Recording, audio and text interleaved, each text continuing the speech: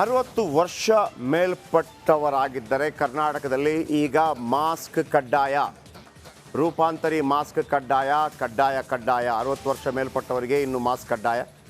ಆರೋಗ್ಯ ಸಚಿವ ದಿನೇಶ್ ಗುಂಡೂರಾವ್ ಹೇಳಿಕೆಯನ್ನು ಕೊಟ್ಟಿದ್ದಾರೆ. ಜ್ವರ, ಶೀತ, ಕಫ ಇರೋರು ಮಾಸ್ಕ್ ಹಾಕಲೇಬೇಕು.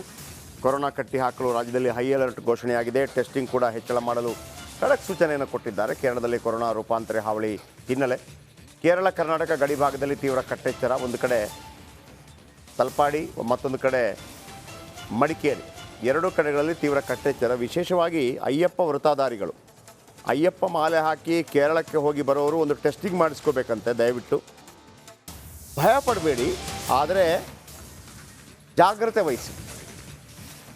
ಹೊಸ ವರ್ಷದ ಹೊಸ್ತಿಲಲ್ಲಿ corona big shock.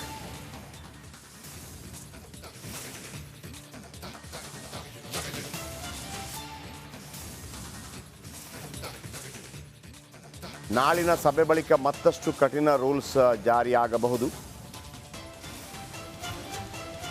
Mostly year ಎಂಡಿಂಗಲ್ಲಿ ವಿಶೇಷವಾಗಿ ಬೆಂಗಳೂರಿನಲ್ಲಿ MG ರೋಡ್ ಮತ್ತು ಬ್ರಿಗೇಡಲ್ಲಿ ಸಾವಿರಾರು ಜನ ಸೇರ್ತಾರೆ. ಭಾಳ ದೊಡ್ಡ ಪಾರ್ಟಿ ಆಗುತ್ತೆ. ಆಮೇಲೆ ಅದಕ್ಕಿಂತ ಮೊದಲು ಕ್ರಿಸ್ಮಸ್ ಹಬ್ಬ, ಕ್ರಿಸ್ಮಸ್ ಕೂಡ ಭಾಳ ದೊಡ್ಡ ಮಟ್ಟದಲ್ಲಿ ಆಗುತ್ತೆ. ಬಹುಶಃ ಕೊರೋನಾ ಇದೇ ರೀತಿ ಮುಂದುವರಿದರೆ ಕಷ್ಟವಾಗ್ಬೋದು ಅಂತ ಅನಿಸ್ತಾ ಇದೆ. ಇದೇ ರೀತಿ ಕೊರೋನಾ ಮುಂದುವರೆದರೆ ಸ್ವಲ್ಪ ಕಷ್ಟ ಆಗಬಹುದು. ಹೀಗಾಗಿ ನ್ಯೂ ಇಯರ್ಗೆ ಬಗ್ಗೆ ಕೂಡ ನಾಳಿನ ಉನ್ನತ ಮಟ್ಟದ ಸಭೆಯಲ್ಲಿ ಕ್ರಮ ಕೈಗೊಳ್ಳುವಂಥ ಸಾಧ್ಯತೆ ಇದೆ.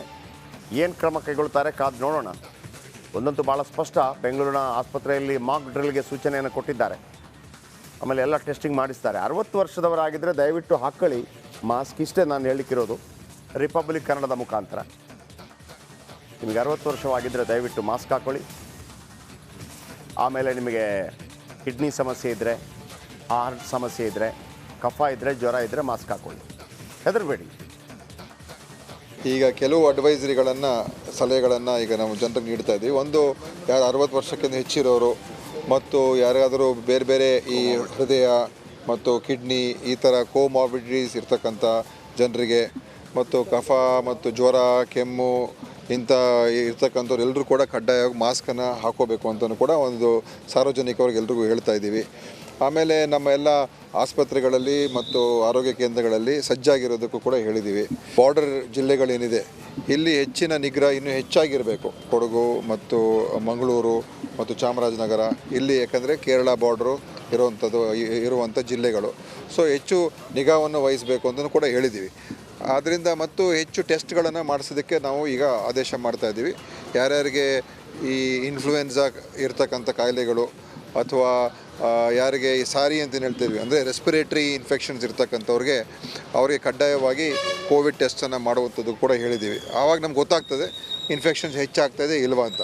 ತದನಂತರ ಮುಂದೆ ಏನು ಮಾಡಬೇಕು ತೀರ್ಮಾನ ಮಾಡ್ತೀವಿ. ಈಗ ಆ ಹಂತದಲ್ಲಿದೆ.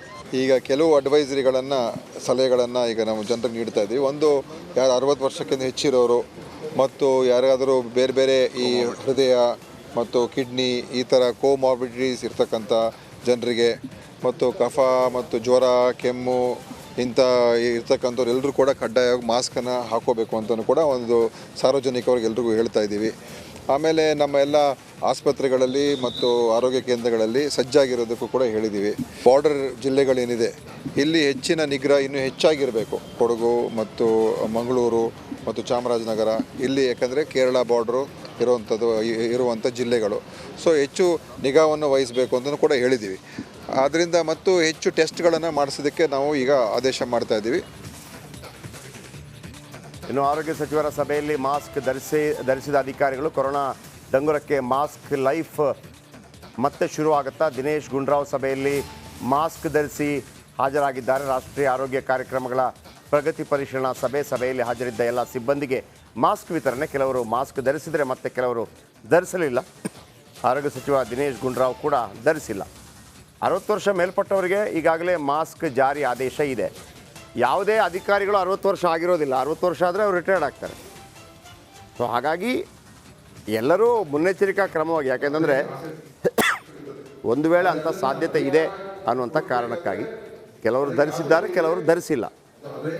60 ವರ್ಷ ಮೇಲ್ಪಟ್ಟವರಿಗೆ ಕಂಪಲ್ಸರಿ. ಹಾಗಂತ ನೀವು ಮಾಸ್ಕ್ ಹಾಕೋದಕ್ಕೆ ಇಷ್ಟಪಟ್ಟರೆ ತೊಂದರೆ ಇಲ್ಲ, ಹಾಕೋಬೋದು. 60 ವರ್ಷ ಆದವರು ಧರಿಸಲೇಬೇಕು. ಇದನ್ನು ಗಮನಿಸಿದಾಗ ಹೊಸ ರೂಲ್ಸ್ ಬರ್ಬೋದು ಅಂತ ಕಾಣ್ತಾ ಇದೆ. ಇದೆಲ್ಲ ಮುನ್ನೆಚ್ಚರಿಕಾ ಕ್ರಮವಾಗಿ ಒಂದು ವೇಳೆ ಅವರಿಗೆ ಕಿಡ್ನಿನೋ ಹಾರ್ಟೋ ಜ್ವರನೋ ಸಣ್ಣ ಮಟ್ಟಿಗೆ ಮೈಕೈ ನೋವೋ ಏನೋ ಇರ್ಬೋದು, ಅದಕ್ಕಾಗಿ ಹಾಕ್ಕೊಂಡಿರ್ತಾರೆ. ಈಗ ಕಂಪಲ್ಸರಿ ಅಲ್ಲ. ನಾನು ಮತ್ತೊಮ್ಮೆ ಹೇಳ್ತಾ ಇದ್ದೀನಿ, ನಾನು ಖಂಡಿತವಾಗ್ಲೂ ರಿಪಬ್ಲಿಕ್ ಕನ್ನಡದ ಮುಖಾಂತರ ನಿಮ್ಮನ್ನು ಎದುರಿಸ್ತಾ ಇಲ್ಲ. ಕಂಪಲ್ಸರಿ ಅಲ್ಲ, 60 ವರ್ಷದವರಿಗೆ ಕಂಪಲ್ಸರಿ. ಇಲ್ಲಿ ಹಾಕ್ಕೊಂಡಿದ್ದಾರೆ, ಕೆಲವರು ಹಾಕ್ಕೊಂಡಿಲ್ಲ ಅಂತಂದರೆ ಅವ್ರಿಗೆ ಕಂಪಲ್ಸರಿ ಅಲ್ಲ, ಬಟ್ ನೀವು ಹಾಕೋಬೋದು. ನಾಳಿನ ಮೀಟಿಂಗಲ್ಲಿ ಏನಾಗುತ್ತೆ ಅದರ ನಂತರ ನೋಡೋಣ.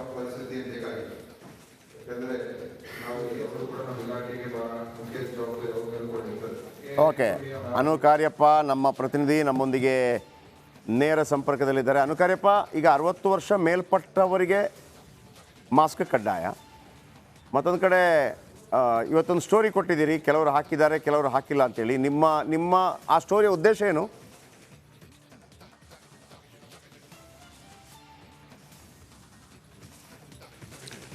ಜಯಪ್ರಕಾಶ್, ಈಗ ಆರೋಗ್ಯ ಸಚಿವರಾದ ದಿನೇಶ್ ಗುಂಡೂರಾವ್ ಅವರು ಮಡಿಕೇರಿಗೆ ಬಂದಿದ್ದಾರೆ. ಇಲ್ಲಿ ರಾಷ್ಟ್ರೀಯ ಆರೋಗ್ಯ ಕಾರ್ಯಕ್ರಮಗಳ ಪ್ರಗತಿ ಪರಿಶೀಲನಾ ಸಭೆಗೆ ಅಂತ ಬಂದಿರುವಂಥದ್ದು.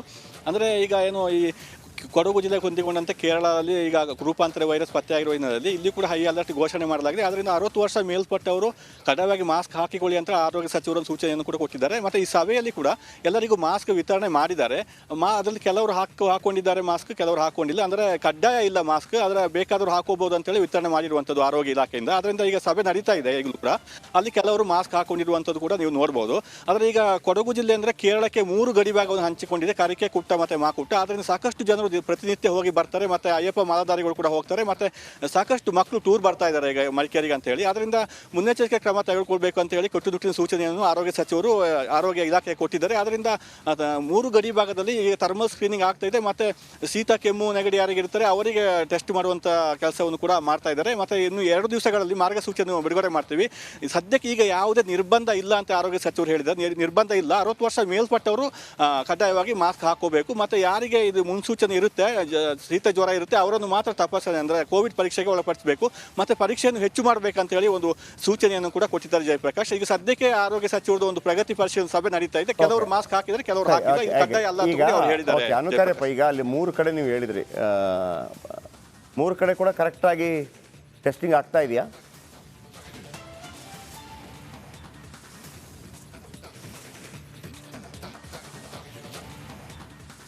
ಮೂರು ಕಡೆ ಕರೆಕ್ಟಾಗಿ ಟೆಸ್ಟಿಂಗ್ ಆಗ್ತಾ ಇದೆಯಾ ಅಂತ. ಟೆಸ್ಟಿಂಗ್ ಏನೆಲ್ಲ ಮಾಡ್ತಾ ಇದ್ದಾರೆ?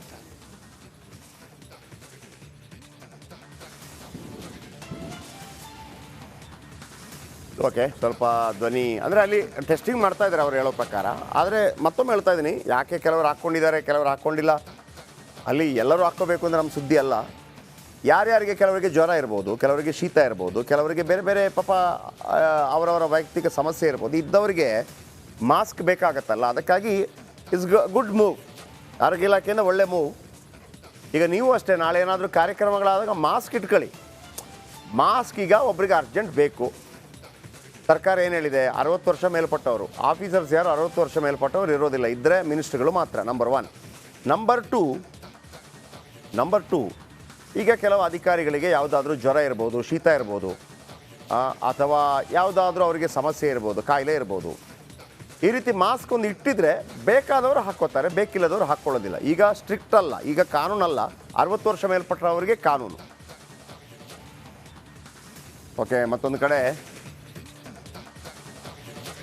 ಕೇರಳದಲ್ಲಿ ರೂಪಾಂತರಿ ತಳಿ ಕಾಣಿಸಿಕೊಂಡಿದೆ. ಇದೀಗ ಕೇರಳ ಬೆನ್ನಲ್ಲೇ ರಾಜ್ಯದಲ್ಲೂ ಕೋವಿಡ್ ಆತಂಕ ಉಂಟಾಗಿದೆ. ಬೆಂಗಳೂರಿನಲ್ಲಿ ಸಿಎಂ ಸಿದ್ದರಾಮಯ್ಯ ಪ್ರತಿಕ್ರಿಯೆಯನ್ನು ಕೊಟ್ಟಿದ್ದಾರೆ. ಮುಂಜಾಗ್ರತಾ ಕ್ರಮಕ್ಕೆ ಆರೋಗ್ಯ ಸಚಿವರಿಗೆ ತಿಳಿಸಿದ್ದೇನೆ, ರಾಜ್ಯದಲ್ಲೂ ಅಲರ್ಟ್ ಆಗಿರುವಂತೆ ಸೂಚನೆ ಕೊಟ್ಟಿದ್ದೇನೆ, ಸಭೆ ಮಾಡಿ ಕಟ್ಟೆಚ್ಚರ ವಹಿಸುವಂತೆ ಹೇಳಿದ್ದೇನೆ ಅಂತ ಹೇಳಿದ್ದಾರೆ. ಭಾಳ ಮುಖ್ಯವಾಗಿ ಇಲ್ಲಿ ಗಮನಿಸಬೇಕಾಗಿರುವಂಥದ್ದು ಸಿದ್ದರಾಮಯ್ಯನವರ ಬಗ್ಗೆ. ಸಿದ್ದರಾಮಯ್ಯನವರು ಮುಖ್ಯಮಂತ್ರಿ ಆಗಿದ್ದಾಗ ಒಮ್ಮೆನೂ ಕೊರೋನಾ ವಿಚಾರ ಇರಲಿಲ್ಲ. ಈಗ ಇವರು ಯಾವ ರೀತಿ ನಿಭಾಯಿಸ್ತಾರೆ ಕಾದು ನೋಡಬೇಕಾಗಿದೆ. ನೋಡೋಣ ಏನು ಹೇಳಿದ್ದಾರೆ. ಜಾಸ್ತಿ ಆಗ್ತದೆ ಸರ್ ಕೇರಳದಲ್ಲಿ. ಅದಕ್ಕೆ ನಾನು ಹೇಳಿದ್ದೀನಿ, ನಮ್ಮ ಹೆಲ್ತ್ ಮಿನಿಸ್ಟ್ರಿಗೆ ಮೀಟಿಂಗ್ ಮಾಡಿ ಪ್ರಿವೆಂಟಿವ್ ಮೆಜರ್ಸ್ ಎಲ್ಲ ತಗೋಬೇಕು ಅಂತ. ಜಾಸ್ತಿ ಆಗ್ತದೆ ಸರ್ ಕೇರಳದಲ್ಲಿ. ಅದಕ್ಕೆ ನಾನು ಹೇಳಿದ್ದೀನಿ, ನಮ್ಮ ಹೆಲ್ತ್ ಮಿನಿಸ್ಟ್ರಿಗೆ ಮೀಟಿಂಗ್ ಮಾಡಿ ಪ್ರಿವೆಂಟಿವ್ ಮೆಜರ್ಸ್ ಎಲ್ಲ ತಗೋಬೇಕು ಅಂತ. ಕೋವಿಡ್ ಜಾಸ್ತಿ ಆಗ್ತದೆ ಸರ್ ಕೇರಳದಲ್ಲೆಲ್ಲ. ಕೇರಳದಲ್ಲಿ ಅದಕ್ಕೆ ನಾನು ಹೇಳಿದ್ದೀನಿ, ನಮ್ಮ ಹೆಲ್ತ್ ಮಿನಿಸ್ಟ್ರಿಗೆ ಮೀಟಿಂಗ್ ಮಾಡಿ ಪ್ರಿವೆಂಟಿವ್ ಮೆಜರ್ಸ್ ಎಲ್ಲ ತಗೋಬೇಕು ಅಂತ. ಕೋವಿಡ್ ಜಾಸ್ತಿ ಆಗ್ತದೆ ಸರ್. ಓಕೆ, ಒಂದು ಕಡೆ ಇದೇ ಸಿದ್ದರಾಮಯ್ಯನವರು BJP ವಿರುದ್ಧ ಭಾಳ ಟೀಕೆಯನ್ನು ಮಾಡಿದರು ಕೊರೋನಾ ಸಂದರ್ಭದಲ್ಲಿ, ಭಾಳ ಅವ್ಯವಹಾರಗಳಾಗಿದೆ ಅಂತೇಳಿ, ಇವರಿಗೆ ಮ್ಯಾನೇಜ್ ಮಾಡೋಕ್ಕೆ ಬರ್ತಿಲ್ಲ ಅಂತೇಳಿನೂ ಟೀಕೆ ಮಾಡಿದರು. ಈಗ ಅವ್ರಿಗೊಂದು ಅವಕಾಶ ಇದೆ, ನೋಡೋಣ. ಅದು BJPನ ಕಾಂಗ್ರೆಸ್ಸು, ಸಿದ್ದರಾಮಯ್ಯನವರು ಯಾವ ರೀತಿ ನಿಭಾಯಿಸಿದ್ರು ಅಂತಾದರೂ ನಮಗೆ ಗೊತ್ತಾಗಲಿ, ಯಾವ ರೀತಿ ನಿಭಾಯಿಸ್ತಾರೆ ಕಾದು ನೋಡೋಣ.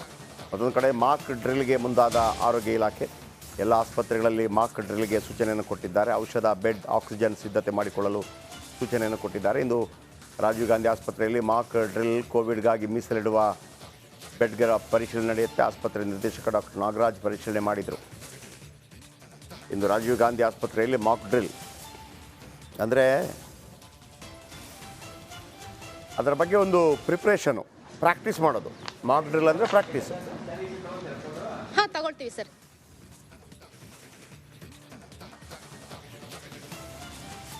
ರಾಜಧಾನಿ ಬೆಂಗಳೂರಿನಲ್ಲಿ ಮತ್ತೊಮ್ಮೆ ಕೋವಿಡ್ ಆತಂಕ ಶುರುವಾಗಿದೆ. ನೆರೆಯ ಕೇರಳದಲ್ಲಿ ಪ್ರಕರಣಗಳು ಹೆಚ್ಚಳವಾದಂತಹ ಬೆನ್ನಲ್ಲೇ ಆರೋಗ್ಯ ಇಲಾಖೆ ಅಲರ್ಟ್ ಆಗಿರುವಂತದ್ದು. ನಾಳೆ ಇದೇ ವಿಚಾರವಾಗಿ ಟ್ಯಾಕ್ ವತಿಯಿಂದ ಸಭೆ ಕೂಡ ನಡೀತಾ ಇದೆ. ಹೀಗಾಗಿ ಮಾಕ್ ಡ್ರಿಲ್ ಅನ್ನ ಮಾಡೋ ಮೂಲಕ ಎಲ್ಲಾ ಆಸ್ಪತ್ರೆಗಳಲ್ಲಿ ಸಿದ್ಧತೆಗಳನ್ನ ಮಾಡ್ಕೊಳ್ಳಿ ಅಂತ ಹೇಳಾಗಿದೆ. ನಾನೀಗ ರಾಜೀವ್ ಗಾಂಧಿ ಆಸ್ಪತ್ರೆಯಲ್ಲಿ ಇದ್ದೀನಿ. ರಾಜೀವ್ ಗಾಂಧಿ ಆಸ್ಪತ್ರೆಯಲ್ಲೂ ಕೂಡ ಈಗಾಗಲೇ ಕೋವಿಡ್ಗೆ ಬೇಕಾಗಿರುವಂತಹ ಎಲ್ಲಾ ಸಿದ್ಧತೆಗಳನ್ನ ಕೂಡ ಮಾಡ್ಕೊಂಡಿರುವಂತದ್ದು. ಅಂದ್ರೆ ಸರಾಸರಿ 170 ಬೆಡ್ಗಳನ್ನ ಮಾಡಿ ಆ ಸಿದ್ಧತೆಯನ್ನ ಮಾಡ್ಕೊಂಡಿದ್ದಾರೆ.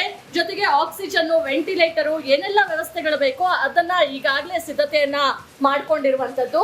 ಇನ್ನು ಟ್ಯಾಕ್ ಹೇಳಿರುವಂತಹ ವಿಚಾರವನ್ನ ಗಂಭೀರವಾಗಿ ಪರಿಗಣಿಸಿರುವಂತಹ ಆಸ್ಪತ್ರೆ ಇವತ್ತೊಳಗಾಗಿ ಎಲ್ಲಾ ರೀತಿಯ ಮಾಕ್ ಡ್ರಿಲ್ಗಳನ್ನ ಸಿದ್ಧತೆಯನ್ನ ಮಾಡಿಕೊಂಡು ನಾಳೆ ಅದರ ಬಗ್ಗೆ ರಿಪೋರ್ಟ್ ನ ಕೂಡ ಕೊಡ್ಲಾಗ್ತಾ ಇದೆ. ಇನ್ನು ಆರೋಗ್ಯ ಸಚಿವ ದಿನೇಶ್ ಗುಂಡೂರಾವ್ ಅವರ ನೇತೃತ್ವದಲ್ಲಿ ಟ್ಯಾಕ್ ಸದಸ್ಯರು ನಾಳೆ ಮೀಟಿಂಗ್ ನ ಮಾಡೋ ಮೂಲಕ ರಾಜ್ಯಕ್ಕೆ ಯಾವ ರೀತಿಯ ಮಾರ್ಗಸೂಚಿಗಳನ್ನ ಬಿಡುಗಡೆ ಮಾಡಬೇಕು ಅನ್ನೋದ್ರ ಬಗ್ಗೆ ಚರ್ಚೆಯನ್ನ ಮಾಡ್ತಾರೆ. ದೀಪ್ತಿ ತೋಡ್ಪಾಡಿ, ರಿಪಬ್ಲಿಕ್ ಕನ್ನಡ, ಬೆಂಗಳೂರು.